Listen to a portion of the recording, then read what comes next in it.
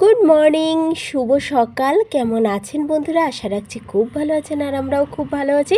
নতুন একটি ভিডিওতে আপনাদের সবাইকে অনেক অনেক স্বাগত আর অনেক অনেক ভালোবাসা। তো আজকে সকালবেলাটা এই বিছানা গোছানো দিয়েই আমি শুরু করছি ভিডিওটা। আর কিন্তু ঘুম থেকে উঠে অন্যান্য কাজ, পুজো করা সমস্ত কিছু হয়ে গেছে, যেগুলো প্রত্যেক বাড়ির বউ মেয়েদেরই কাজ, সেগুলো তো আপনাদেরকে করতেই হবে সকালবেলা। তো করে নিয়ে কিছু খাওয়া দাওয়া করে নিয়ে ভাবলাম ভিডিওটা স্টার্ট করি। আর আমার বড় মেয়ে আর ছোটো মেয়ে ওই মেয়েদের ঘরে কি পড়ছে, লিখছে, কি করছে জানি না, এসে কি একটা জিজ্ঞাসা করেছিল, তা মাথাটা খুব গরম দিয়েছি বক বক করে। মানে আমার ইদানিং না আমি খুব ক্ষিপ্ত হয়ে যাচ্ছি, মানে কি খুব রাগ হচ্ছে আমার, জানেন না, মনে হচ্ছে সংসার ছেড়ে পালিয়ে চলে যাই। একদম ভালো লাগছে না আমার, জানেন না বন্ধুরা। তো দেখুন বিছানা খাতা গুছিয়ে আসলাম, আর এই যে রান্না ঠাকুর ঘরটাও গুছিয়ে এসেছি, ঘরটা মুছে বাসনটা মেজে উপর করে দিয়েছি বন্ধুরা। ঠিক আছে, আজকে আপনাদের সাথে আমি দুদিনের ভিডিও শেয়ার করব। প্রথম দিন তো ভিডিও করে পরেরটুকু আর করতে পারিনি বন্ধুরা, অনেকটা ছোট হয়ে গেছে ভিডিওটা, তা ভাবলাম ছোট ভিডিওটা দেবো, তার থেকে আরেকটু ভিডিও আজকের ভিডিওটা জুড়িয়ে দিয়েছি। ঠিক আছে, আপনারা একটু দেখে নেন, কাল থেকে ঠিক ভিডিও আসবে। তো দেখুন আমি আমার জন্য পটল দিয়ে, আলু দিয়ে, টমেটো দিয়ে, পেঁয়াজ দিয়ে আর কাঁচা লঙ্কা দিয়ে একটা চচ্চড়ি মতো করছি। বেশ ভালো লাগে জানেন তো আমার এই চচ্চড়িটা। আর এইদিকে বসিয়েছি লাল শাক।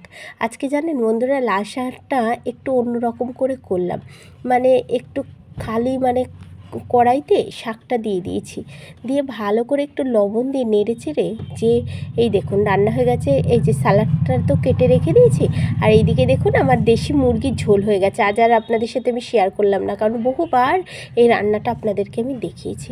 আর একটু গতকালের টমেটোর চাটনি আছে। তো দেখুন শাক ভাজাটা বন্ধুরা বাদাম দিয়ে ভেজেছি, এত দারুণ হয়েছে খেতে। শাক ভাজাটা আপনার হচ্ছে একটু কালো জিরে, শুকনো লঙ্কা আর রসুন, পেঁয়াজ দিইনি আজকে, শাকটাতে দিয়ে শাক ভাজাটা করেছিলাম। আর মাংসটা তো আপনাদেরকে আগেই দেখিয়ে দিয়েছি। আর এই দেখুন হচ্ছে ভাত।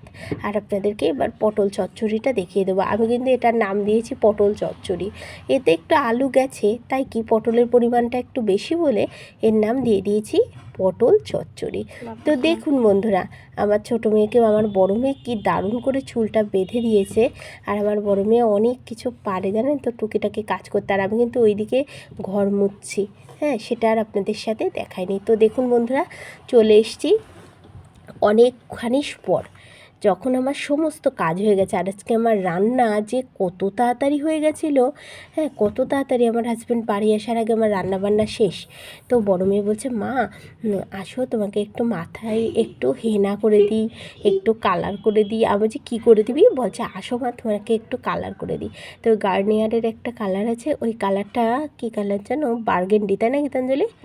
বার্গেন্ডি কালার, সেই কালারটা বন্ধুরা আমার মাথায় করে দিয়েছে জানেন। আপনাদেরকে পরে একটা ছবি দেখাচ্ছি, কেমন লাগছে আপনারা কমেন্ট করবেন। হ্যাঁ, আমার চুলের কালারটা খুব দারুণ এসছে জানেন, হয়তো বা ছবিতে কালারটা বোঝা যাচ্ছে না, কিন্তু এত দারুণ লাগছে জানেন। আমি এমনি ফর্সা, তারপরেও এই কালারটা চুলে দেওয়ার পরের থেকে মনে হচ্ছে আমার গার কালারটা আরও সুন্দর হয়ে এসছে।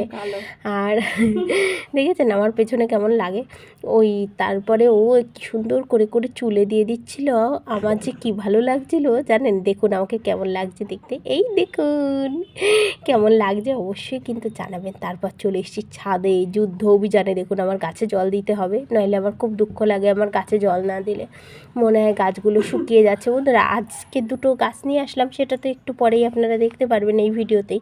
ঠিক আছে, আমি জুড়ে দিয়েছি। তা ওই গাছের ফুলটা একটা মনে হয় পেঁয়াজি পেঁয়াজি কালারের সম্ভবত, এত সুন্দর ফুলগুলো। তা আমার বড় মেয়ে, হ্যাঁ, তা আমার বড় মেয়ে বলছে কি, মা তুমি ওটা ছাদে দিও না, তুমি এই জানলার, আমাদের যেহেতু বক্স জানলা, বলছে মা একটু বক্স জানলার পরে রেখে দাও। তা আমিও ভাবলাম বন্ধুরা, ওই ইয়েতে টবে পুঁতে বক্স জানলার পরে রেখে দেবো, তাহলে কী হবে বলুন তো, রোদটাও পড়বে হালকা, ছাওয়াটাও থাকবে। আর ফট করে গাছটা না ওই টবে দিয়ে পরে ওই ছাদে রোদ্দুরে দিলে ভাবছি যদি নষ্ট হয়ে যায়, এই জন্য তাই ভয়তে আর দেবো না। তো দেখুন এটা পরে। শুভ দুপুর বন্ধুরা, কেমন আছেন সবাই? আশা করি খুব ভালো আছেন, আর আমরাও খুব ভালো আছি। এই দেখুন গাছ কিনে নিয়ে আসলাম, চলুন আপনাদেরকে দেখাই। আর এই দেখুন এত বাজার করেছি, সেটাও দেখাবো, আসুন। তো বন্ধুরা ঘি কিনতে গেছিলাম, হ্যাঁ, বাড়ির জন্য, মেয়েরা ভাত খায় ঘি দিয়ে, আলু ভাতে দিয়ে, তাই কিনতে গিয়ে গাছ পছন্দ হয়ে গেল। তাই গাছ নিয়ে আসলাম। আর আরেকটা জানেন একটা পছন্দ হয়েছে আমার, আমি যে এই গাছটা কিনবো, আমার হাজব্যান্ড আমার গাছের ওখানে ফেলে দিয়ে চলে এসেছে। এই মাসে বলছে তুমি সব কিনে নিয়ে চলে যাবা। তা যাই হোক, এই দুটো গাছ আপাতত নিয়ে আসলাম। এখনও গাছ কিনবো, আমার এখনও 3-4টে টব ফাঁকা আছে। তো চলুন, এই দেখুন, এটা না ওই যে ঝুমকোর মতো, কানের যে ঝুমকো হয় সেই ঝুমকো জবা। হ্যাঁ, মানে জবা ফুল হয়। আমাদের আগে ছিল একটা। হ্যাঁ, তা আমরা দার্জিলিং ঘুরতে গেছিলাম বন্ধুরা, তখন না আমার এই গাছটা মারা গেছিলো। ওই অনেক রোদ ছিল সেই সময়, তাইতে। আর এনেছি এটা আমার হাজব্যান্ড পছন্দ করেছে, দেখুন কালারটা কি। আর তারপর বন্ধুরা জামা প্যান্টটা ছেড়ে তারপরে নাইটিটা পরে নিয়ে আবার কাজে লেগে গেলাম। এই ঘরের বিছানাটা না বন্ধুরা গোছানো ছিল না, মানে এমনি গোছানো ছিল, তো সব কিছু ঝেড়ে পুছে গোছানো হয়নি। আমার বড় মেয়ে এই ঘরেই বসেছিল, ও টুকিটাকি সরিয়ে টরিয়ে বিছানা বেশ সুন্দর করেই বসেছিল। তারপরেও বললাম যে বাবু ওটা আমি একটু ঝেড়ে দিই, ঝেড়ে তারপরে তুই তারপরে বস। তা ও আবার উঠে দাঁড়িয়ে ও আবার একটু ভিডিও করে দিচ্ছে। আমি তার মধ্যে কিন্তু এই ঘরটা গুছিয়ে নিলাম, সুন্দর করে বিছানাটাও গুছিয়ে নিয়েছি। তো ঠাকুর ঘরটাও পরিষ্কার আছে। আর দেখুন আমার ছোটো মেয়ে কী করছে, এই দেখুন আমার ছোটো মেয়ে ওই যে বসে টিভি দেখছে, আমার বড় মেয়ে একটু ভিডিও করেছে একটু। হ্যাঁ, এই ঘরটাও গুছিয়ে গেছে, আমার ছোটো মেয়েও এই ঘরটা গুছিয়ে। আমার দুটো মেয়ে কিন্তু এমনি লক্ষ্মী, জানেন তো বন্ধুরা। তারপরে দেখুন, এই দেখুন আমি ডালটা বসিয়ে দিয়েছি, মটরের ডাল। আর এইদিকে ইঁচড়টা সেদ্ধ করে নিয়েছি, আর ওইদিকে হচ্ছে দেখুন ইঁচড়ের আলু ভাজা করছি। আর এইদিকে কি কি রান্না হয়েছে, এই দেখুন আলু দিয়ে পনির দিয়ে যে তরকারিটা রান্না করেছি সেটা হয়ে গেছে, আর মটরের ডালটাও রান্না হয়ে গেছে, ঠিক আছে। তারপর টিফিন বক্সে পটলটা ভেজে রেখে দিয়েছি।